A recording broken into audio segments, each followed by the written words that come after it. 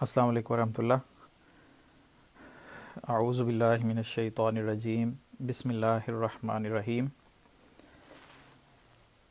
جیسا کہ ہمارا آج کا عنوان قرآن کریم ہے، اور اللہ تعالیٰ کی سنت کو اگر دیکھیں تو اللہ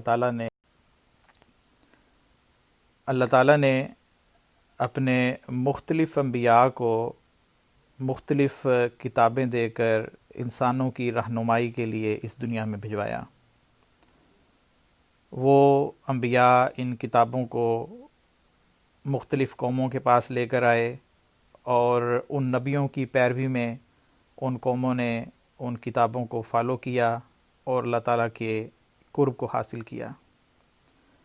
ان تمام نبیوں کے کامل اور اکمل حضرت خاتم الانبیاء حضرت محمد صلی اللہ علیہ وآلہ وسلم کو اللہ تعالیٰ نے آخری شریعت دے کر بھجوایا، یعنی قرآن کریم۔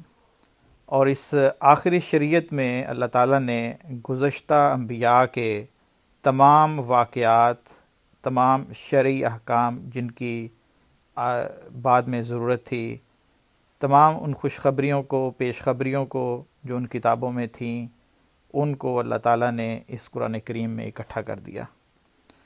گویا علم و عرفان کا ایک چشمہ جاری کر دیا۔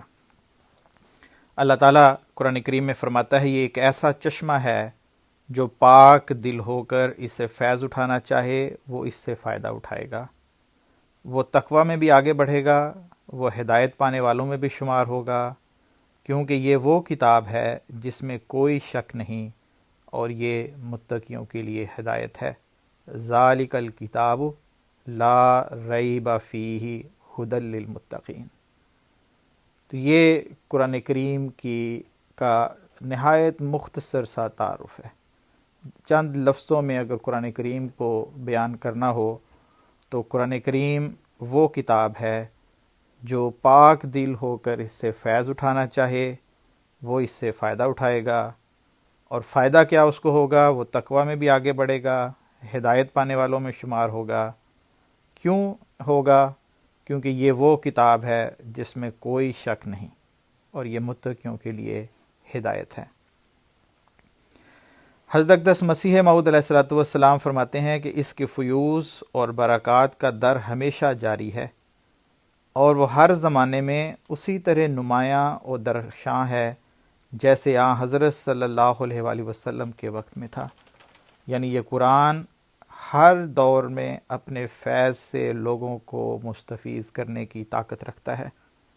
تو یہ دعویٰ ہے جو قرآن کریم نے کیا ہے کہ اگر تم پاک دل ہو کر اس کی طرف آؤ گے، ہر ایک جو الجھانے والی چیزیں ہیں، ڈائیورٹ کرنے والی چیزیں ہیں، ان سے اپنے آپ کو بچاتے ہوئے، ان سے بچنے کی خواہش رکھتے ہوئے، اور تمہارے دل میں خدا تعالیٰ کا خوف ہوگا، اس کا تقویٰ ہوگا، اس کے حکموں پر چلنے کی کوشش کرنے کی خواہش ہوگی، اور خدا تعالیٰ کی رضا حاصل کرنے کی تڑپ ہوگی، تو پھر یہ وہ کتاب ہے جو تمہیں ہدایت کی طرف لے جائے گی۔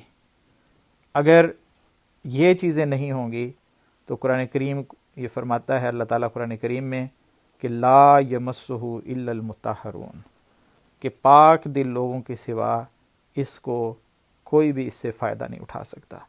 تو یہ جو تڑپ ہے خدا تعالیٰ کو پانے کی، اس کی طرف پہنچنے کی، اس کو حاصل کرنے کی، دنیا کی غلاظتوں سے بچنے کی، گمراہی سے بچنے کی، خدا تعالیٰ کے حکموں پر چلنے کی خواہش اور تڑپ کی، یہ وہ چیزیں ہیں جو انسان کو پھر اس قرآن کو سمجھنے کی توفیق دیتی ہیں، اور یہ قرآن پھر ایسے انسان کو خدا تعالیٰ کے قرب میں جگہ عطا کرتا ہے۔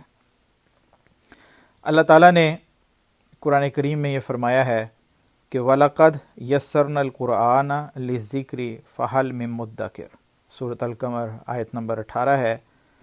اور یقیناً ہم نے قرآن کو نصیحت کی خاطر آسان بنا دیا ہے، پس کیا ہے کوئی نصیحت پکڑنے والا؟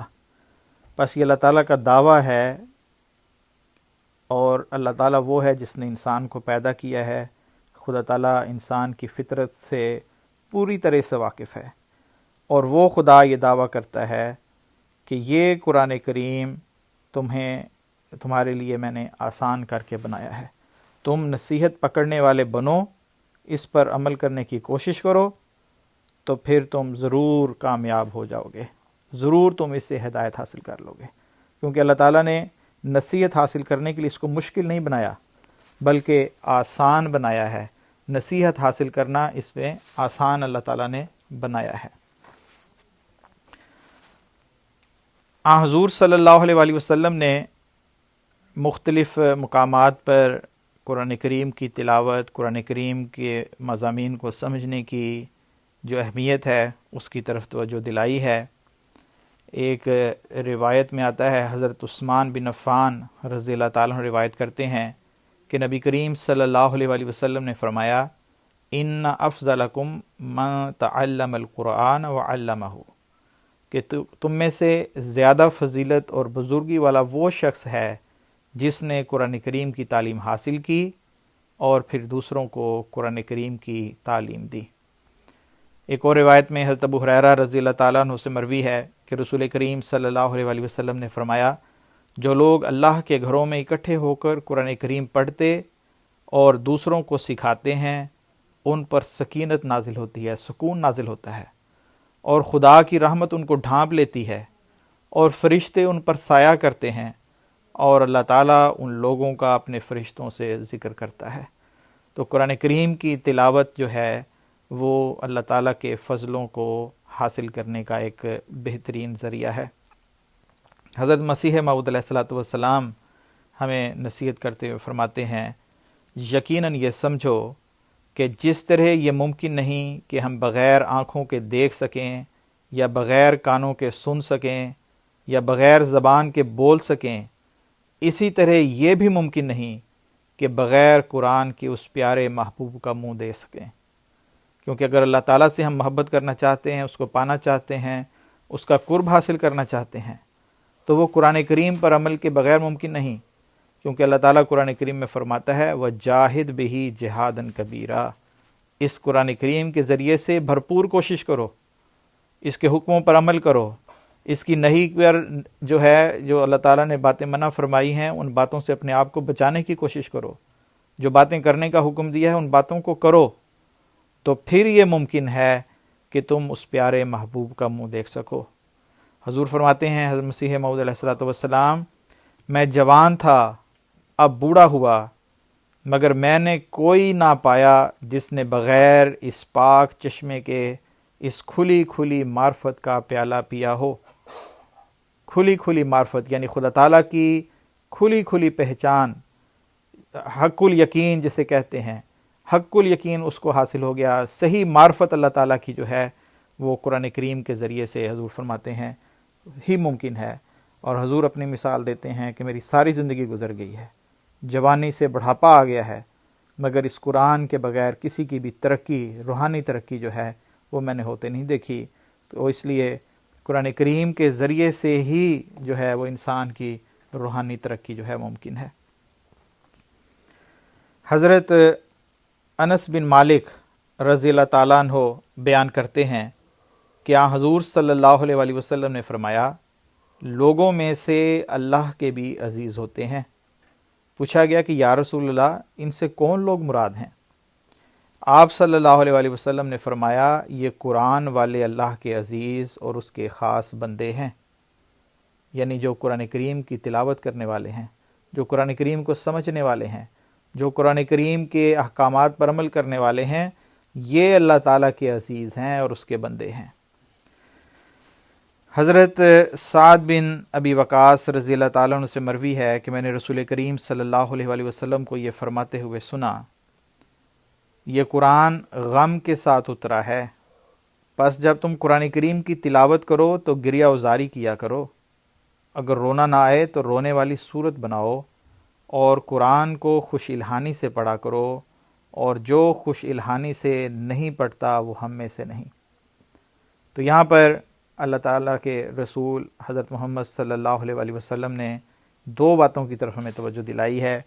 ایک، قرآن کریم کے مضامین کو سمجھنا، یعنی اس کو ترجمے کے ساتھ اس کو پڑھنا، جہاں پر ایسے مقامات ہیں جہاں پر گریہ وزاری کی ضرورت ہے وہاں پہ گریہ وزاری کی جائے، رویا جائے، اور دوسرا خوش الہانی سے، یعنی اس کی الفاظ کی تلاوت جو ہے. تو ہر دو صورتوں میں اللہ تعالیٰ کے فضل ہیں، اور یہاں تک حضور نے فرمایا کہ جو خوش الہانی سے نہیں پڑھتا وہ ہم میں سے نہیں ہے، یعنی اس کا میرے ساتھ کوئی تعلق نہیں، کیونکہ وہ میری بات کو سن نہیں رہا.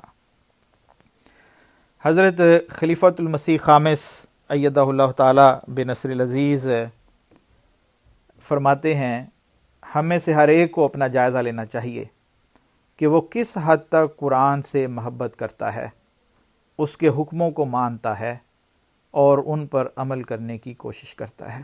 ہمیں سے ہر ایک کو اپنا جائزہ لینا چاہیے کہ وہ کس حد تک قرآن سے محبت کرتا ہے. اور قرآن سے محبت زبانی محبت نہیں ہے کہ قرآن کریم کو اونچا رکھا دیا، اس کو پیچھا نہ اس کا ہو جائے، پاؤں سے نیچے نہ ہو جائے، پاؤں اوپر نہ ہو جائے، زمین پر نہ پڑا ہو، ہاتھ سے نہ گر جائے. یہ محبت نہیں قرآن کریم کی. قرآن کریم کی محبت کیا ہے؟ اس کے حکموں کو مانتا ہے اور ان پر عمل کرنے کی کوشش کرتا ہے. حضور فرماتے ہیں کہ محبت کے اظہار کے بھی طریقے ہوتے ہیں. سب سے زیادہ ضروری چیز جو ہر احمدی کو اپنے اوپر فرض کر لینی چاہیے وہ یہ ہے کہ بلا ناغہ کم از کم 2-3 رکوع ضرور تلاوت کر لے، پھر اگلے قدم پر ترجمہ پڑھے. ترجمہ پڑھنے سے آہستہ آہستہ یہ حسین تعلیم غیر محسوس طریق پر دماغ میں بیٹھنی شروع ہو جاتی ہے. تو یہ محبت کا اظہار ہے کہ باقاعدگی کے ساتھ قرآن کریم پڑھا جائے، اس کا ترجمہ پڑھا جائے، اس کو سمجھا جائے اور اس کے حکموں پر عمل کیا جائے. حضرت مسیح موعود علیہ الصلوۃ والسلام فرماتے ہیں قرآن شریف تدبر و تفکر اور غور سے پڑھنا چاہیے. حدیث شریف میں آیا ہے ربا قارن یلعنہ القرآن، یعنی بہت سے ایسے قرآن کریم کے قاری ہوتے ہیں، پڑھنے والے ہوتے ہیں جن پر قرآن کریم لعنت بھیجتا ہے. جو شخص قرآن پڑھتا اور اس پر عمل نہیں کرتا اس پر قرآن کریم لعنت بھیجتا ہے. تلاوت کرتے وقت جب قرآن کریم کی آیت رحمت پر گزر ہو، یہ کیسے پتہ چلے گا کہ یہ آیت رحمت ہے؟ اس کا جب ترجمہ پڑھیں گے، اس کو سمجھیں گے. تو قرآن کریم کی آیت رحمت پر گزر ہو تو وہاں خدا تعالیٰ سے رحمت طلب کی جاوے، اور جہاں کسی قوم کے عذاب کا ذکر ہو تو وہاں خدا تعالیٰ کے عذاب سے خدا تعالیٰ کے آگے پناہ کی درخواست کی جاوے.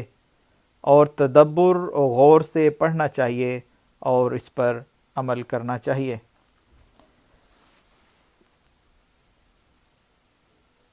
حضرت خلیفۃ المسیح رابع رحمہ اللہ فرماتے ہیں کہ تلاوت قرآن کریم کی عادت ڈالنا اور اس کے معنی پر غور سکھانا یہ ہماری تربیت کی بنیادی ضرورت ہے. ہم میں سے اکثریت والدین ہیں تو ہمیں اس بات کو غور سے سننا چاہیے کہ حضور فرما رہے ہیں کہ تلاوت قرآن کریم کی عادت ڈالنا اور اس کے معنی پر غور سکھانا یہ ہماری تربیت کی بنیادی ضرورت ہے اور تربیت کی کنجی ہے، یعنی نکل ہے، کی ہے، جس کے بغیر ہماری تربیت ہو نہیں سکتی. یعنی اگر ہم یہ سمجھتے ہیں کہ ہم تربیت کرنا چاہتے ہیں اپنے بچوں کی تو اس کا بہترین طریق حضور یہ فرما رہے ہیں کہ ہم بچوں کو قرآن کریم کے مضامین پر غور کرنا سکھا دیں. ہر گھر میں روزانہ تلاوت قرآن کریم ہو. کوئی بچہ نہ ہو جسے تلاوت کی عادت نہ ہو. اس کو کہیں تم ناشتہ چھوڑ دیا کرو مگر اسکول سے پہلے تلاوت ضرور کرنی ہے اور تلاوت کے وقت کچھ ترجمہ ضرور پڑھو. تو یہ حضرت خلیفۃ المسیح رابع رحمہ اللہ تربیت کی بنیاد جو ہے وہ بیان فرما رہے ہیں کہ وہ قرآن کریم کے مضامین پر غور کرنا ہے. آخر پر میں حضرت خلیفۃ المسیح خامس سید اللہ تعالیٰ بن نصر العزیز کا ایک حوالہ پڑھ کر اپنی بات ختم کرتا ہوں، کیونکہ حوالے تو بہت سارے ہیں مگر وقت کی کمی کی وجہ سے جو ہے میں اسی پر اکتفا کروں گا. حضور فرماتے ہیں حضرت خلیفۃ المسیح خامس سید اللہ تعالیٰ بن نصر العزیز، بہرحال ایک احمدی کو خاص طور پر یہ یاد رکھنا چاہیے کہ اس نے قرآن کریم پڑھنا ہے، سمجھنا ہے، غور کرنا ہے، اور جہاں سمجھ نہ آئے وہاں حضرت مسیح موعود علیہ الصلوۃ والسلام کی وضاحتوں سے یا پھر انہی اصولوں پر چلتے ہوئے اور مزید وضاحت کرتے ہوئے خلفاء نے جو وضاحتیں کی ہیں ان کو ان کے مطابق سمجھنا چاہیے۔ اب قرآن کریم کو سمجھنا بھی حضرت مسیح موعود علیہ الصلوۃ والسلام کے بتائے ہوئے طریق پر ہے، کیونکہ اس زمانے کے حکم و عدل حضرت مسیح موعود علیہ الصلوۃ والسلام ہیں، گائیڈ حضرت مسیح موعود علیہ الصلوۃ والسلام ہیں، اور قرآن کریم کی جو سمجھ اللہ تعالیٰ نے حضرت مسیح موعود علیہ الصلوۃ والسلام کو عطا کی ہے، اس کا ذکر حضور صلی اللہ علیہ وسلم نے فرمایا ہے کہ وہ مسیح خزانے بانٹے گا، اور وہ خزانے علم کے خزانے ہیں جو اللہ تعالیٰ اس کو عطا کرے گا۔ تو اس لیے اس زمانے کے حکم عدل نے جو قرآن کریم کی تفسیر کی ہے، قرآن کریم کے مضامین کو سمجھا ہے، اور پھر آپ کے خلفاء نے انہی بنیادوں کے اوپر، انہی اصولوں کے اوپر جو وضاحتیں کی ہیں، ان کے مطابق قرآن کریم کو سمجھنے کی کوشش کرے اور پھر اس پر عمل کرنا چاہیے۔